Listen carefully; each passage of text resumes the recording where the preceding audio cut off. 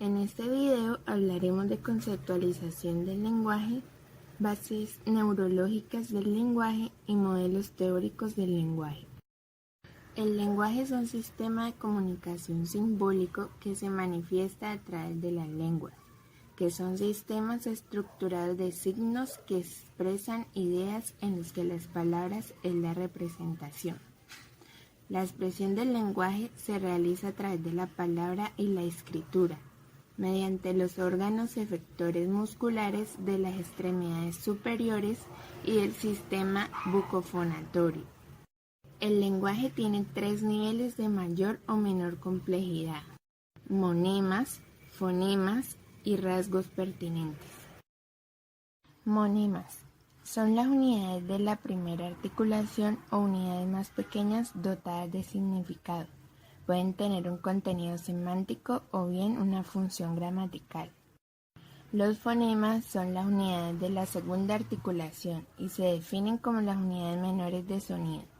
Constituyen una lista cerrada que en el caso del idioma español está formada por 24 fonemas.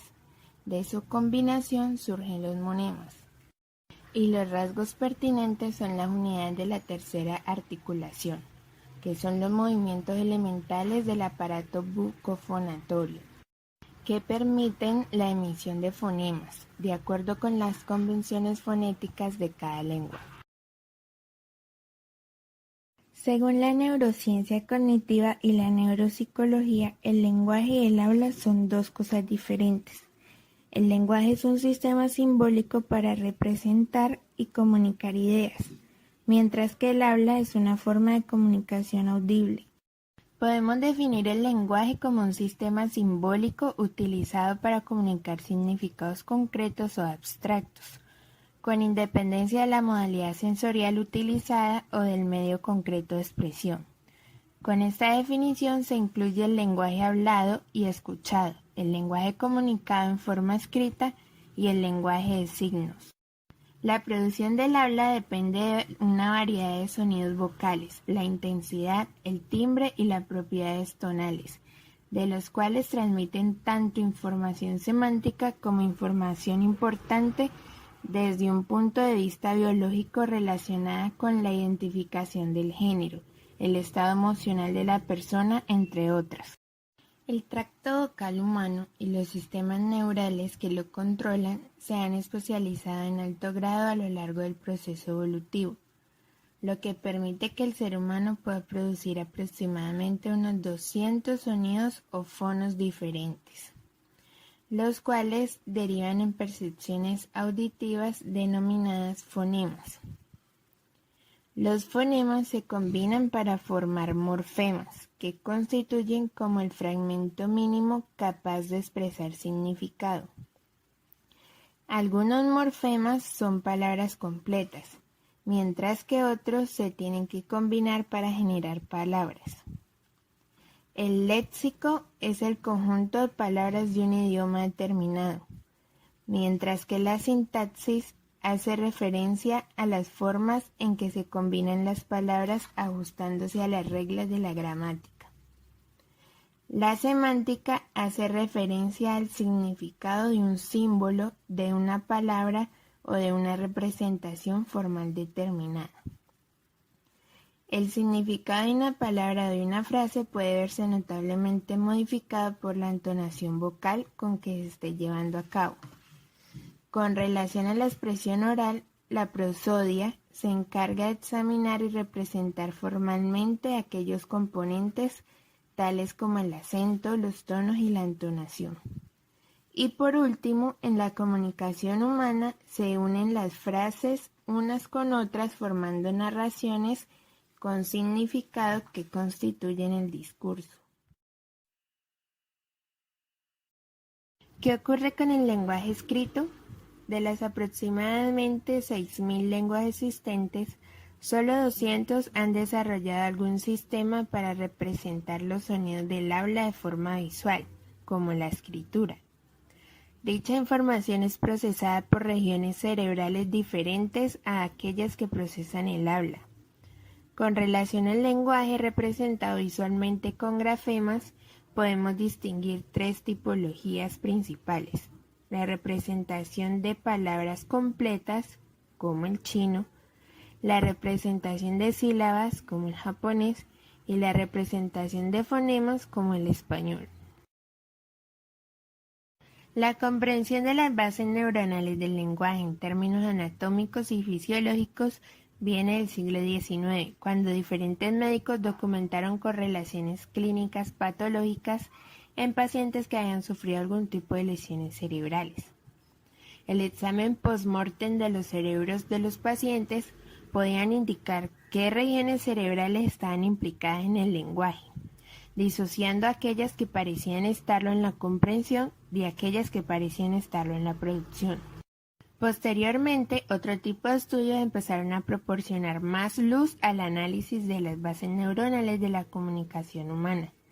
De esta forma, los estudios con pacientes con el cerebro escindido, los estudios de mapeo electrofisiológico de diferentes áreas corticales y más recientemente las técnicas de neuroimagen cerebral, la electroencefalografía y la estimulación cerebral no invasiva han ido proporcionando cantidades ingentes de datos que han modificado las nociones iniciales de cómo el sistema nervioso procesa la información relacionada con el lenguaje.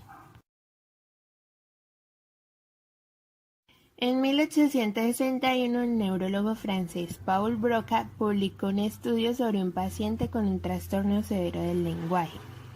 2 años después, Broca publicó otro estudio que recopilaba los expedientes de 2 docenas de pacientes con problemas de lenguaje similares, que presentaban lesiones en la tercera circunvolución frontal del hemisferio izquierdo. Esta región posterior ventral del lóbulo frontal pasó a ser conocida como el área de Broca. Trabajos más recientes han permitido comprobar que, a pesar de que Broca estaba en lo cierto en su aserción básica sobre la localización y lateralidad de los aspectos sintácticos y léxicos del lenguaje, la lesión de diferentes regiones cercanas al área de Broca son las responsables de muchas de las afasias de producción. Las evidencias más actuales indican que alrededor del 95% de las personas presentan los circuitos tanto para la producción como para la comprensión de los aspectos léxicos y semánticos del lenguaje, principalmente en el hemisferio. Carl Wernicke publicó un estudio en el que sugería la existencia de una región cortical especializada en generar imágenes auditivas de las palabras para permitir su comprensión, localizada en la parte posterior de la circunvulación temporal superior izquierda, hoy conocida como el área de Wernicke. Distinguió inicialmente las localizaciones de las lesiones en los pacientes que presentaban problemas en la producción del lenguaje, de las localizaciones de lesiones de los pacientes que presentaban problemas de comprensión. Wernicke se dio cuenta de que algunos pacientes afásicos conservaban la capacidad para producir un discurso con una gramática correcta y con la sintaxis apropiada, pero que eran incapaces de entender lo que se les decía o lo que leían. Este tipo de pacientes producían un discurso que, aunque resultaba estructuralmente coherente, carecían de sentido. Las observaciones mostraron que los pacientes presentaban lesiones en la región posterior y superior del lóbulo temporal, la mayoría siempre en el hemisferio izquierdo. Esta alteración en la comprensión del lenguaje se denominó afasia de Wernicke.